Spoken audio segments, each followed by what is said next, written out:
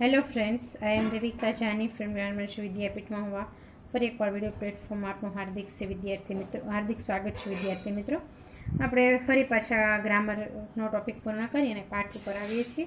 12મું lesson પ્રસંગદીપ જે છે એ આજે ભણવાના છીએ, જેના લેખક છે ભરત ભટ્ટ. પહેલાં ભરત નાનાભાઈ ભટ્ટનો પરિચય મેળવીએ. ભરત નાનાભાઈ ભટ્ટનો જન્મ ભાવનગરમાં થયો હતો. તેમણે ગ્રામ દક્ષિણામૂર્તિ આંબલા, લોકભારતી સણોસરા, ગુજરાત વિદ્યાપીઠ અમદાવાદ તથા સૌરાષ્ટ્રની ભાવનગરમાં અભ્યાસ કર્યો છે. તેઓ સ્નાતક MA ગુજરાતી, હિન્દી તથા ઇતિહાસ વિષયમાં થયા છે. તેમણે ઘરશાળા ભાવનગર, વડિયા કોલેજ ભાવનગર તથા લોકભારતી મહાવિદ્યાલય સણોસરામાં ગુજરાતી ઇતિહાસના અધ્યાપક તરીકે કામ કર્યું છે. તેઓ ઈસવીસન 2000માં નિવૃત્ત થઈને હાલ અમદાવાદમાં સ્થાયી થયા છે. તેઓ સાહિત્ય, ઇતિહાસ, રમતગમત, ભૂગોળ, કેળવણી, પ્રવાસ અને અધ્યાત્મ સાહિત્ય પર લેખન કરતા રહ્યા છે. તેમણે કુલ 25 પુસ્તકો આપ્યા છે.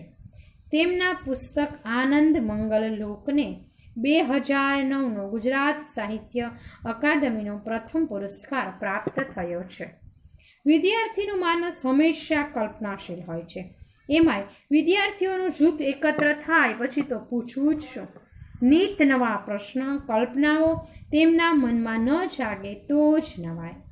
અહીં દક્ષિણામૂર્તિ ભાવનગર સંસ્થામાં વિદ્યાર્થીઓના ચિત્તે આકાર લેતી કલ્પનાઓ અને પ્રયોગોનું એક ઉત્તમ અધ્યાપકની અદાથી નાનાભાઈએ કરેલું નિરાકરણ પ્રેરણાપદ છે. પ્રશ્નોને દબાવી દેવાથી પ્રશ્નોનું નિર્મૂલન થતું નથી. અનુભવી દ્રષ્ટા, ઉત્તમ શિક્ષક અને કેળવણીકારના વિદ્યાર્થીઓ સાથેના વ્યવહારનું અહીં નિરૂપણ છે. આ પ્રસંગો આશરે ઈસવીસન 1925 આજુબાજુના છે. નાનાભાઈ ભટ્ટ પ્રસંગદીપમાંથી આ પ્રસંગ લીધો છે. વિદ્યાર્થી મિત્રો, આ પ્રસંગ બહુ સરસ છે. એમાં એક શિક્ષક કેવો હોવો જોઈએ કે વિદ્યાર્થી પ્રશ્ન કરવાના જ તે પ્રશ્નને દબાવી દેશું તો પ્રશ્નો વધશે, પણ વિદ્યાર્થીઓના અમુક પ્રશ્ન આપણને ખ્યાલ છે કે આ ગેરવ્યાજબી છે, પણ એને પોતાને ખ્યાલ આવે કે ખરેખર આ ખોટું છે એવો અનુભવ એને કરાવવાનો, અને એ અનુભવ એક ઉત્તમ શિક્ષક જ કરાવી શકે. તો અહીં એક થોડીક પ્રાસ્તાવિક વાત કરી દો આ પ્રસંગની. બધા વિદ્યાર્થીઓ છે ને એવું વિચારે છે નાનાભાઈ ભટ્ટ બહુ સારા કેળવણીકાર છે અને એક અનુભવ દ્રષ્ટા કહી શકાય એવા વ્યક્તિ છે, અને એ પોતાના જે બાહોશ વર્તનથી, વાણીથી વિદ્યાર્થીઓને પોતાના તાબા હેઠળ રાખી અને પોતાનું ધાર્યું કરાવે છે. એક સાચા શિક્ષકની આ જ ઓલી છે કે તે વિદ્યાર્થીઓને પોતાના વિચારો જે દાબી ન દે, એના ઉપર થોપી ન દે, સીધા એને સમજાવે, એને અનુભવમાંથી પસાર કરે અને વિદ્યાર્થી પોતે ભણતો થાય. તો અહીં આપણે કંઈક આવા જ પ્રસંગો જોવાના છે, અને આપણે સરસ મજાના આ પ્રસંગ દિન જે છે એ પાઠની અંદર આપણે જોવાનું છે. તોફાન દિન કેળવણીનું ઉર્મુ કાવ્ય પહેલો પ્રસંગ છે. આજે દક્ષિણામૂર્તિમાં ધમાલ ચાલી રહી છે. વિદ્યાર્થીઓ અનેરા ઉત્સાહથી કશાકની તૈયારી કરી રહ્યા છે. વાત એમ છે કે થોડા દિવસ પહેલા કેટલાક વિદ્યાર્થીઓ નાનાભાઈ પાસે જઈને કહે, નાનાભાઈ, આપણે ઘણા દિન ઉજવીએ છીએ, સફાઈ દિન, સ્વાવલંબન દિન, વિનય દિન, સ્વયં શિક્ષણ દિન વગેરે. તો પછી આપણે એક દિવસ તોફાન દિન ઉજવીએ તો? જો વિદ્યાર્થીઓના મનમાં કેવો પ્રશ્ન થાય છે. નાનાભાઈ ભટ્ટ જેવા જ શિક્ષક હોય તો જ આનો બરાબર જવાબ આપી શકે. બીજો શિક્ષક તો એમ જ કે તોફાન દિવસ થોડા ઉજવવાના હોય. વિદ્યાર્થીઓ કઈ માંગણી કરે છે નાનાભાઈ પાસે? તોફાન દિવસ ઉજવવાની. શા માટે? પ્રશ્નના જવાબ આપણી સમક્ષ જ છે કે આપણે સફાઈ દિન ઉજવીએ, સ્વાવલંબન દિન ઉજવીએ, વિનય દિન ઉજવીએ, સ્વયં શિક્ષક દિન, તો પછી તોફાન દિન કેમ નહીં? નાનાભાઈ કોઈ પણ બાબતનું મૂળ તરત પારખી શકતા. કોઈ પણ વાત ક્યાં પહોંચશે, શું પરિણામ લાવશે, કેવી રીતે તેને વળાંક આપી શકાશે વગેરે બધું તેઓ તરત જોઈ શકતા. વિદ્યાર્થીઓના આ સૂચનમાં રહેલી બધી શક્યતાઓને પારખી લઈ નાના ભાઈ હસીને કહે, જરૂર ઉજવીએ. નાના ભાઈ બહુ અનુભવી શિક્ષક હતા. એ સમજી ગયા કે વિદ્યાર્થીઓ તોફાન કરવાના મૂડમાં છે, પણ એના ઉત્સાહને એને કોઈ પણ શિક્ષક સાચો એ જ છે કે એના ઉત્સાહને પાડી ન પેલા સીધું એને આમ બેસાડી જ ન દે. કદાચ ખોટો આન્સર આપ્યો હોય ને તોય શિક્ષકે એમ કહેવું જોઈએ કે તમે બહુ નજીક છો, તમે ઊભા થયા એ માટે ધન્યવાદ, પણ આ વસ્તુ ખોટી છે. ખોટાને ખોટું કઈ રીતે કહેવું એ પણ એક કલા છે અને એ અનુભવી શિક્ષકમાં હોય જ મિત્રો. તો ત્યાર પછી તોફાન દિનને દિવસે બધા કોઈ પણ તોફાન કરવાની છૂટ, એમ જ ને? વિદ્યાર્થીઓએ પૂછી લીધું. હા, એમ જ. નાના ભાઈએ શાંતિથી કહ્યું. શિક્ષકે વિદ્યાર્થીઓએ પૂછ્યું કે જો સાહેબ તમે રજા આપો છો તો તોફાન દિન એટલે અમે ગમે એ તોફાન કરશું, બરાબર ને? તો નાના ભાઈ હસીને કે બરાબર. રસોડામાં જઈને દહીં ખાંડ ખાઈ જવાના, કેવી મજા. એક વિદ્યાર્થીએ ગેલમાં આવીને કહ્યું, કીધું સાહેબે છૂટી આપી દીધી આપણને તોફાન દઈને જવાની. હા, તો શું કરવાનું? તે કે તો કહી જ દીધું હું આવું તોફાન કરીશ, રસોડામાં જઈશ ને દહીં ખાંડ ખાઈ જઈશ, કેવી મજા આવશે. કોઠારમાંથી ઘી ગોળ ખાવાના. બીજા વિદ્યાર્થીઓ હોઠ પર જીભ ફેરવતા કહ્યું. આપણે બધાને ખબર છે વિદ્યાર્થી અવસ્થા જેવી છે મિત્રો કે તોફાન તો ગોતવા જ ન પડે. આપણને બધાને ખબર છે આ એક અવસ્થા એવી છે કે આપણે એમાં બધી જ પ્રકારની મસ્તી કરીએ છીએ અને આ દિવસો એટલે જ કહેવાય છે કે student life is golden life. તો બીજાએ શું કીધું, નિર્દોષતા હોય છે, આપણી ઉંમર એવી હોય છે કે હજી દુનિયાદારી આપણને નથી સ્પર્શી હોતી. તોફાન એટલે તોફાન, આ બધું જ તોફાનમાં આવી શકે અને તોફાન દિને તેમ કરી શકાય.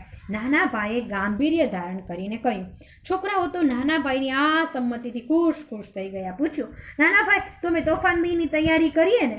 હા, તમે આયોજન કરવા લાગો, પરંતુ હું તેમાં ભાગ લઉં તો તમને ગમશે ને? ચોરની ભેગો ઘર ધણી ભળી જવાનો ઢોંગ કરે તેવી અદાથી નાના ભાઈએ કહ્યું. સાચો શિક્ષક એ જ છે કે વિદ્યાર્થી સાથે વિદ્યાર્થી બની જાય. નાના ભાઈએ કીધું કે આ બધું તમે કરજો, પણ મને તમારા તોફાનમાં ભાગ લેવા દો ને, હું પણ આમાં જોડાઉં, તમને કંઈ વાંધો નથી ને? તમે પણ જોડાશો તો બહુ મજા પડશે, તમે જરૂર ભાગ લ્યો. છોકરાઓ ઠેકડા મારતા બોલ્યા અને છૂટા પડીને પોતાની રીતે તોફાન દિનનું આયોજન કરવા લાગ્યા. બધા શું કરવા માંડ્યા? તોફાન દિનનું આયોજન કરવા માંડ્યા.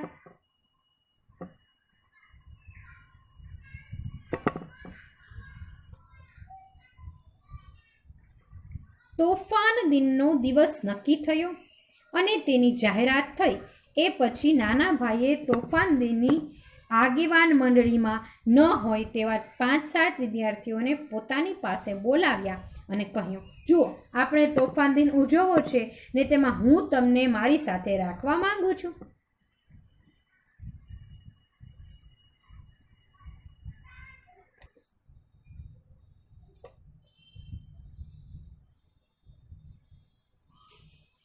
હવે શું કર્યું? નાના ભાઈએ પોતે પણ કીધું કે 4-5 વિદ્યાર્થીને બોલાવ્યા. એને કીધું તમે મને કીધું છે ને હું ભાગ લઈ શકું, તો મારે લેવો છે, તમે 4-5 જણા મારા ગ્રુપમાં રહીને કામ કરો.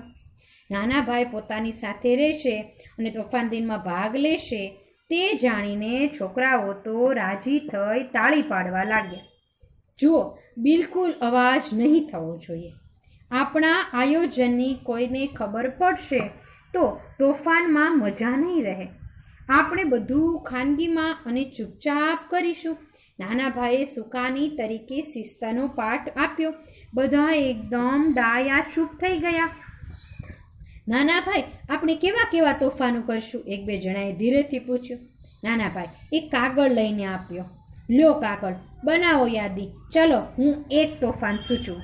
પ્રવીણ, આ નામો કાલ્પનિક છે, એની બેગમાં જે નવા સૂટ પડ્યા છે તેને કાતર મૂકવી. નાના ભાઈએ તોફાન દિનના એક આગેવાનને તેનો કપડાનો શોખ ધ્યાનમાં લઈ સકંજામાં લીધો. વાહ વાહ નાના ભાઈ, સરસ સૂચવ્યું તમે. બધા આનંદમાં આવી ગયા અને તેઓના હાથ તાળી પાડતા જરામાં રહી ગયા. તેઓને તોફાનની દિશા મળી ગઈ.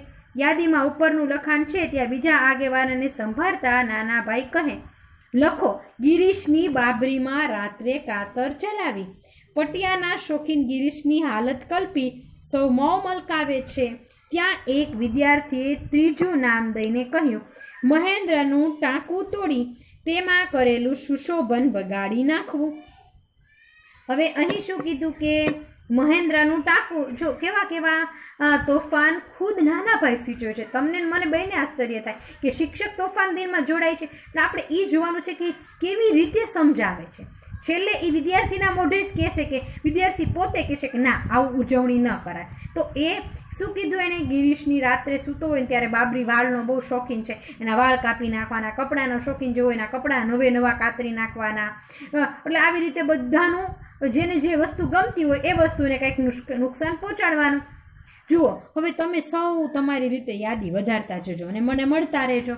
દરેક તોફાન માટે જરૂરી વસ્તુઓ પણ ભેગી કરજો.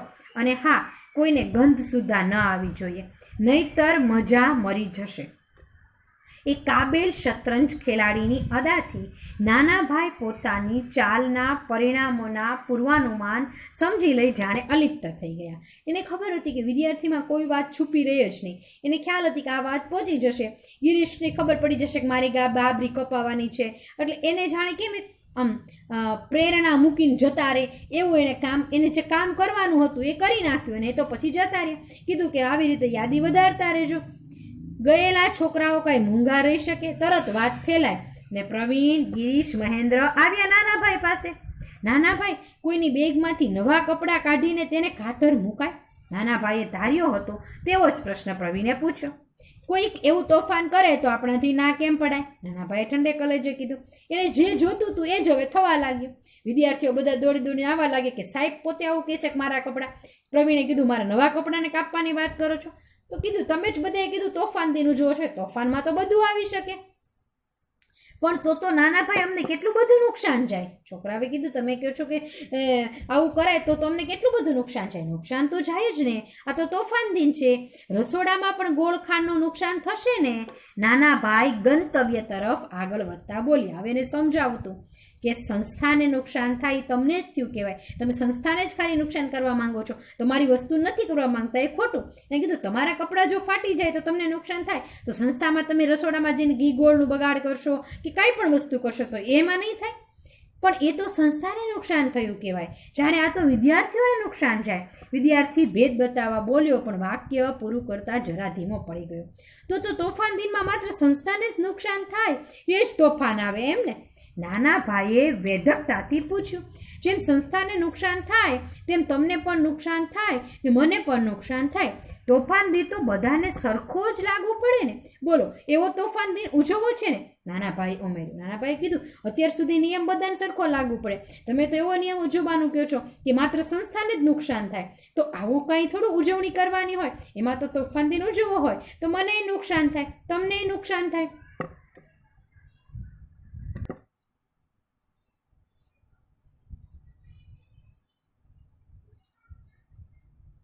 કોઈ શું બોલે?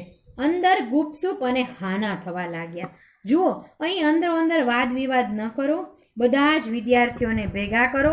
તોફાન દિન રાખવો કે નહીં તે આપણે સૌ સાથે મળીને નક્કી કરી. નાના ભાઈએ કહ્યું. બધા આના કરવા માંડ્યા. બધા કે ભાઈ અમારામાં આવી રીતે વાળ કાપી નાખે અને આવો તોફાન દિન ઉજવવામાં બધા ચર્ચા કરવા માંડ્યા. નાના ભાઈએ કીધું ચર્ચા ન કરો, બધા વિદ્યાર્થીને ભેગા કરો અને આપણે નક્કી કરીએ. બધા નાના ભાઈની હાજરીમાં મળ્યા અને પોતે જેને આકર્ષક અને લાભપ્રદ કાર્યક્રમ માનતા હતા તેની પર ગંભીરતાથી ચર્ચા વિચારણા કરી. તેઓ તોફાન દિનની મધુર કલ્પનાના સર્જન માટેનું ફળદ્રુપ બેજું ધરાવતા હતા. તેઓએ જ આ સભામાં તોફાન દિન બંધ છે તેમ જાહેર કર્યું. જો એક શિક્ષક તરીકે નાના ભાઈ કેટલા બાહોશ હતા. વિદ્યાર્થીઓને દુઃખ પણ ન લાગ્યું, વિદ્યાર્થીઓનું મન પણ ન મર્યું અને એક સરસ મજાની વાત એણે સમજાવી દીધી. આ ઉપરથી આપણે જોવાનું છે કે કોઈ વડીલ વ્યક્તિ હોય, કોઈ શિક્ષક વ્યક્તિ હોય તો એ કેવી રીતે સમજાવે તો બાળકો સમજી જાય. જે બહુ હરખથી કહેતા હતા તોફાન દિન ઉજવવો જ છે, એણે જ આમાં જાહેર કરી દીધું કે ભાઈ તોફાન દિન ઉજવવાનો થતો નથી. શા માટે? કે તોફાન દિનમાં તો એના કપડાં ફાટી જાય, કોઈકના વાળ કટ થઈ જાય, એનાથી આ તો અમને બહુ નુકસાન થશે. શતરંજ કહો, નાટક કહો, યુદ્ધ કહો, જે કહો તે, પણ તેના ખેલનારા જુદા હતા ને ખેલવનારા દૂર, અદૃશ્ય, અલગ હતા. નાના ભાઈએ આમ યુવા કેળવણીની એક અદ્ભુત ચાલ ચાલી બતાવી. એક પ્રસંગ અહીં આપણે પૂર્ણ કર્યો. આ પ્રસંગની અંદર આપણે જોયું, શું જોયું? નાના ભાઈની જે તાકાત છે બાળકો સાથે કામ કરવાની.